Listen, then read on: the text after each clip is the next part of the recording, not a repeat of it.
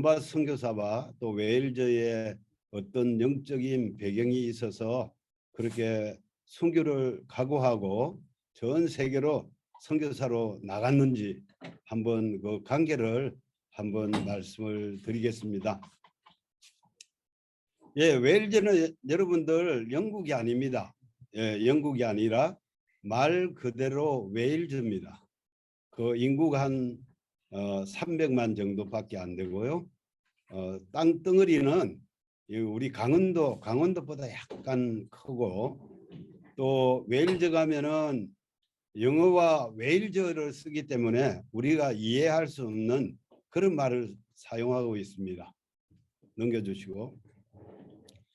예, 민족은 켈트족입니다. 여러분들 보면 여기 모자 두고 쓰고 나오시는 분들 있죠? 그 켈트족인데 그 켈트족 중 한 나라, 한 국가입니다. 그 켈트족은 프랑스, 포르투갈, 이베리아 반도, 갈라디아, 성경에 나오는 갈라디아, 유럽의 알프스 산맥, 아일랜드, 스코틀랜드, 저기 지도에 보면은 아르헨티나에까지 켈트족들이 가 있습니다. 이중 언어를 쓰고 있는데요. 영어와 켈트 언어, 웨일시를 쓰고 있습니다. 발음이 이상합니다. 웨일시가 컴니, 이해가 잘 안 되죠. 컴니라는 언어를 쓰고 있고요. 웨일즈에서는 실질적으로 한 60만 정도가 웨일시를 쓰고 있습니다. 그런데 토마스 선교사 그 당시에는 많은 분들이 웨일시를 쓰기 때문에 우리 토마스 선교사 아버지도 영어를 잘하더라 이렇게 표현하고 있지 않습니까? 그때는 다 웨일즈 말을 썼기 때문입니다. 넘겨주시고. 웨일즈의 산업은 여기 그림에 보듯이 양들의 땅입니다. 인구가 300만인데 그 인구의 3배 정도가 양이에요. 1천만 마리. 그래서 양털을 깎아서 약물을 생산하고요. 그 돈을 모아서 이제 영국의 유명한 로이드 뱅크가 있습니다. 그 뱅크를 설립하기도 했습니다.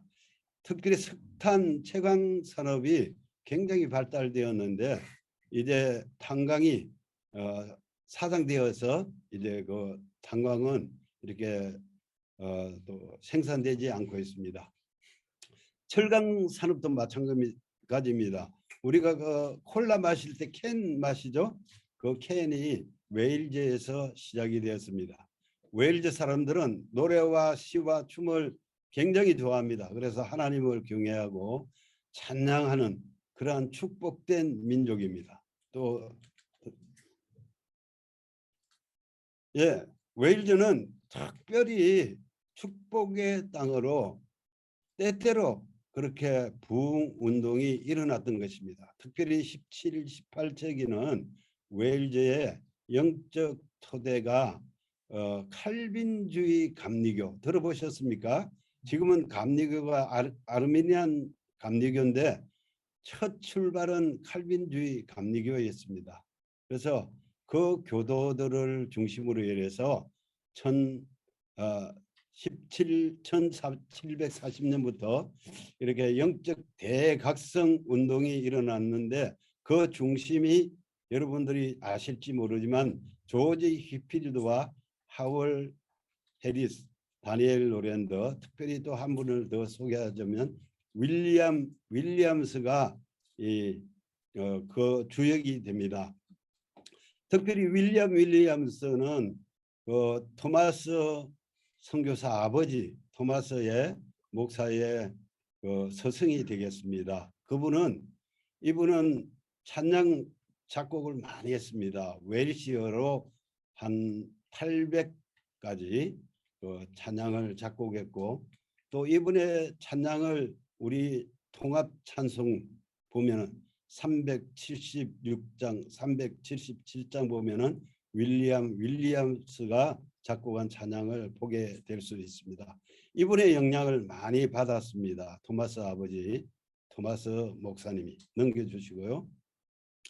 이 1700년도에 그 영적 대각성이 1859년에는 절정에 이르게 되는데 그 주역이 데이비드 몰간과 험프리 존스 목사에 의해서 결정이 이르렀을 때 1858년부터 1860년 2년 동안에 10만 명이 회심하고 하나님께로 돌아왔다고 합니다.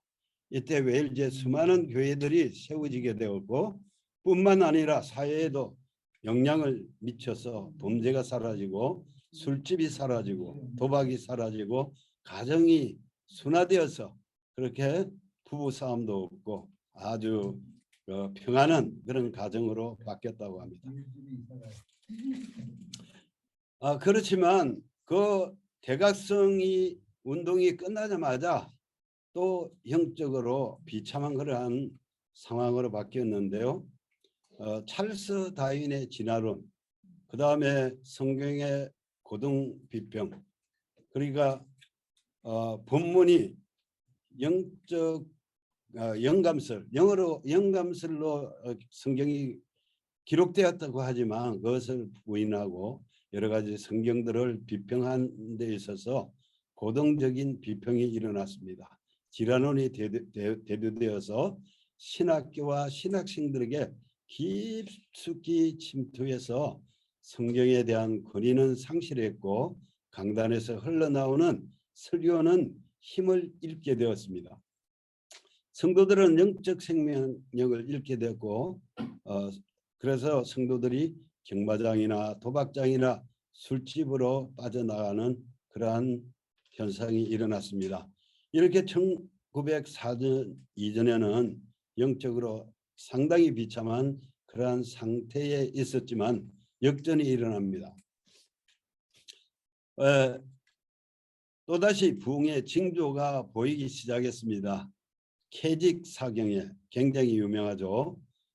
우리 신성철 선교사님이 공부했던 곳에서 얼마 멀지 않는 곳에서 캐직 사경회가 열렸습니다. 무디 신학교에서 해마다 영국에서 캐직 상회를 열렸고 그 캐직 사경에 참석했던 웨일즈의 젊은 분들이 모여서 웨일즈에도 캐직 사경회를 열어달라고 기도할 때 그 캐직 사경회가 이제 회개와 예수님의 주권, 성화, 성령께 순종이라는 그런 주제를 가지고 캐직 사경회를 열게 되었습니다.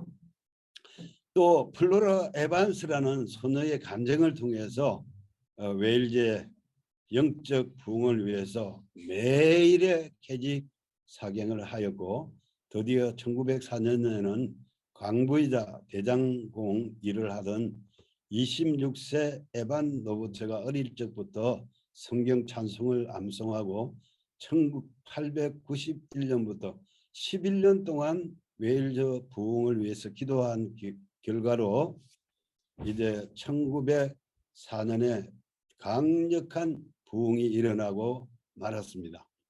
18세기, 19세기에 여러 차례 영적 대각성을 경험했지만 이러한 또 강력한 부흥을 경험할 수가 없었습니다.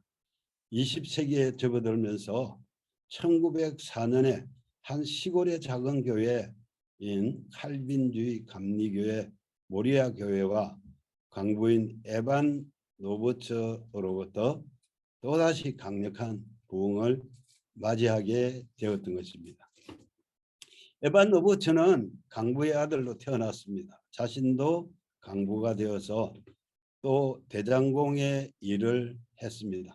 가정 형편이 어려워서 교구, 교정학 주일학교 같은 학교, 옛날에 성교원 같은 게 있었죠. 그런 데서 공부를 하였고요.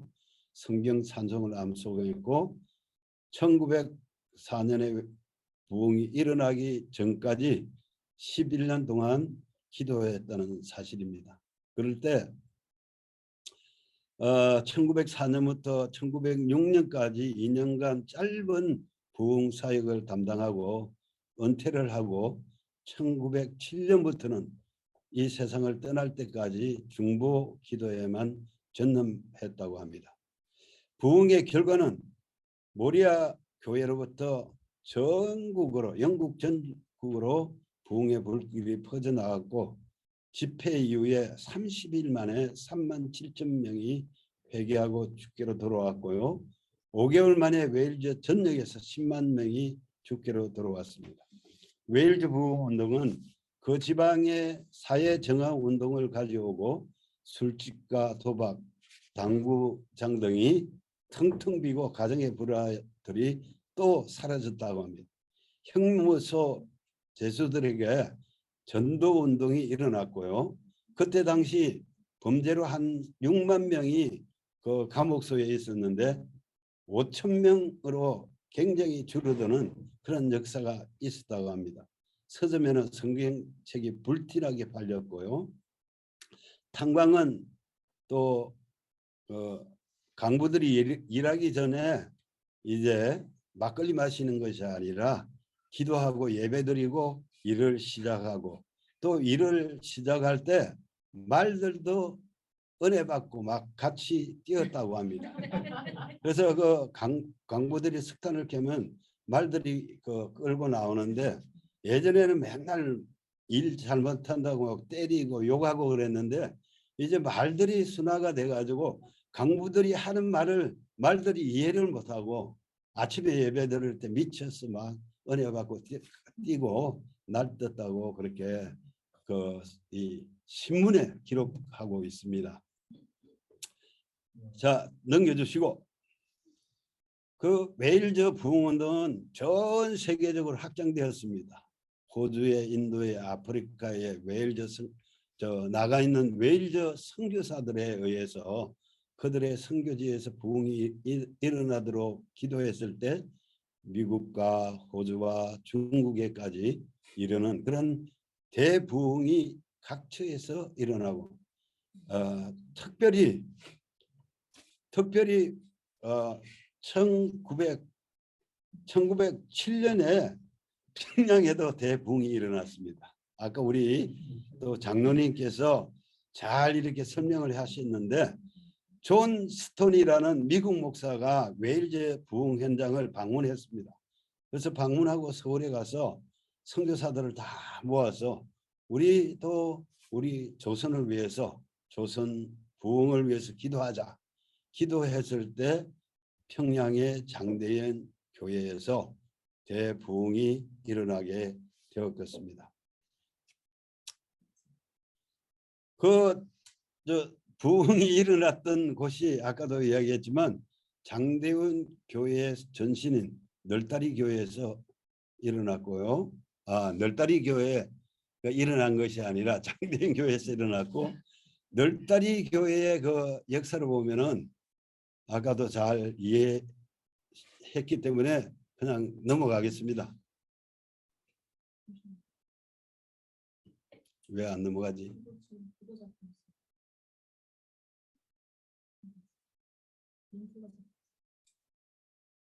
예. 그래서 그때 18세기, 19세기의 부흥운동이 주는 선교적 의미가 무엇인가 한번 살펴봤는데요. 무디 부흥운동을 통해서 해를 위한 학생 자원운동이 막 일어나고 전 세계로 학생들이 선교사로 파송되어지는 그런 역사가 있었고요. 미국, 영국, 호주 등으로 확산시켜 수천 명의 대학생들이 선교사들을 배출했다고 합니다. 그때 당시에 캠브리지 티린 등 먼저 잘 설명을 들으셨죠. 복음주의 부흥운동은 세계 선교를 불러일으켰을 뿐 아니라 선교 단체들이 우죽순처럼 생겨나는 그러한 역사가 있었습니다. 그래서 윌리엄 캐리를 출발로부터 허드슨 테일러, 스코틀랜드의 알렉산더 더 런던 선교회는 리빙스턴은 아프리카로 파송하는 그러한 일이 있었고 특별히 이제 토마스 목사도 중국으로 파송되는 그런 일을 있게 되었습니다. 넘겨주시죠. 이제 웨일즈 부흥의 수혜자가 누구냐 하면은 로버트 토마스 목사입니다. 웨일즈 부흥을 주도한 윌리엄스의 제자입니다. 중부 웨일즈에서 신학교를 수학했고 1837년에 목사 안수를 받았습니다. 그리고 이제 타바네클 교회로 1839년에 부임해서 15년간 사역을 했고 이곳에서 이제 1875년에 세워진 런던 선교회에 후원금을 보내기 시작했다고 합니다. 아버지 토마스 목사님은 영어를 잘했다고 하죠. 그 다음에 사역하는 동안에 강력한 성령의 역사를 통해서 엄청난 부흥을 맞이했다고 합니다. 특별히 그 하노버 교회에서는 하노버 교회 우리 장로님하고 가보셨지만은 인구가 150명밖에 안 됩니다. 주변 마을의 주변에 인구가 150명밖에 안 되지만 그 목사님 당시에 부흥이 일어나서 원건 각처에서 몰려와서 200명, 300명이 함께 예배를 드렸다고 합니다. 그때 이제 1층에서만 예배를 드렸는데 부흥이 됐기 때문에 가보면 이제 2층 발코니가 건축되어 있습니다. 하노버 교회 발자취는 이렇습니다. 1644년에 국교회가 아닌 회중교회로 세워졌습니다. 이 말은 뭐냐면은 이제 해리 8세가 종교개혁을 하면서 앵글리칸 처치가 처치 오브 잉글랜드가 이제 국교가 돼서 그 교회만 이제 국가에서 인정을 했습니다. 그런데 그 국교에서 드리는 예배와 여러 가지 일들을 볼 때 도저히 인정이 안 되니까 우리 따로 예배를 드리자 그렇게 해서 생겨난 게 해중교회입니다. 그 해중교회 교인들 가운데 많은 분들이 청교도 성도들입니다. 이 청교도 성도들이 이제 아메리카에 건너가서 이렇게 미국의 그 기독교의 어떤 근본이 되었던 것입니다. 그래서 우리가 웨스트민스터에서 장로교 그 신앙 고백서가 작성이 될 때도 613번의 회의를 거쳐서 하는데 장로교 스코틀랜드 장로교 교인들과 이런 해중교회 그 개신교도들과 잘 뜻이 안 맞아서 회의를 충분히 해서 그렇게 웨스트민스터 고백서가 신앙 고백서가 태동되게 되었습니다. 그래서 우리 토마스는 특별히 10가지 언어를 했다 그래요. 그가 다닌 학교는 클란도버리. 그의 토마스가 14살에 옥스퍼드 대학에 합격할 수 있었던 배경은 뭐냐면은 그 학교가 명문학교입니다. 사립학교이자 이 학교를 세운 사람이 내가 옆에 빅벤 그려놨죠. 빅벤을 건축했던 분의 이름이 벤자민 홀경인데 그 분의 별명을 따서 빅벤입니다. 그분 와이프가 하노버입니다. 그래서 그 하노버 일대가 거의 그분의 토지고 또 집들도 건축된 집들도 그분의 것이었고 또 이렇게 초등학교, 중학교 이렇게 클란도버리 칼리지를 그분이 세워서 그곳에서 명문학교에서 공부를 했기 때문에 이제 옥스퍼드에 입학을 할 수 있습니다. 자, 제가 이제 자랑하려고 제 사진을 보는데요. 옛날에 우리 시 목사님하고도 막 다 사진을 찍었는데 영국에 여기 한국에 있다 보니까 그 사진을 찾을 수가 없어요. 보니까 요 한 장이 있는데 요거 한번 자랑하고요. 그래서 끝입니다. 이거 끝이니까 잠시만요. 위에 렌시하고 윌슨 장로가 여기 교회를 운영했습니다. 사실 목회자도 없이 운영을 했는데 이분들은 그 어머니 같아요. 제가 가면은 꼭 막 얼굴도 써다듬어주고 막 그런 분인데 두 분이 이번에 돌아가셔가지고 안 계시고 한국 전쟁에도 참여했던 분이고 그다음 밑에 이제 그 우리 장로님이 그 책을 써머리했는데 그 책을 그 펴낸 분이 여기 밑에 스티브 스텔라와 프라이스 스티브 프라이스 이렇게 부부인데요. 이분들이 이제 그곳이 고향입니다. 그래서 저기 그 어디야 마라톤 했는데 어디죠? 보스턴 가서 의학을 공부해서 의사로 미국에서 이제 근무하다가 자기가 번 돈을 다 팔아가지고 이제 그 교회에 와서 밑에 사택을 사가지고 지금 사택에서 그렇게 살고 있습니다. 이분의 이름은 서필수입니다. 한국 이름은 서필수인데 그래서 형제입니다. 저하고 항상 아마 브라더스 이러는데 이분이 평양에 가면서 이제 의학도 가르치고 그 평양에 자기가 좀 병원을 세우고 싶은 그런 소망이 있습니다. 굉장히 한국을 사랑하는 그러한 부부입니다. 이상입니다. 네, 감사합니다. 두 번째 시간 우리 선교사님을 통해서 웨일즈의 부흥 또 선교사님들의 삶을 한번 또 보게 되었습니다. 너무나 감사한 시간이었고 또 특별히 지금 현장에 계시다 보니까 현장에서의 또 맺어지는 관계들도 또 저희한테 이야기해 주시면서 또 한 구석으로는 저 귀한 만남에도 나도 동참하고 싶다라는 마음을 좀 갖게 됐습니다. 그래서 그 현장을 또 밟아보고 싶은 마음이 또 생기는 그런 시간이 된 것 같습니다. 네, 1, 2교시 너무나 감사했고 오늘 특별히 또 토마스 선교사님의 또 삶과 또 웨일즈의 또 이야기들을 함께 듣게 돼서 너무 감사합니다. 네, 마지막으로 우리 신승철 선교사님께서 마지막 이야기 해주시도록 하겠습니다. 네, 여러분 반갑습니다. 예, 그 정리라기보다는 제가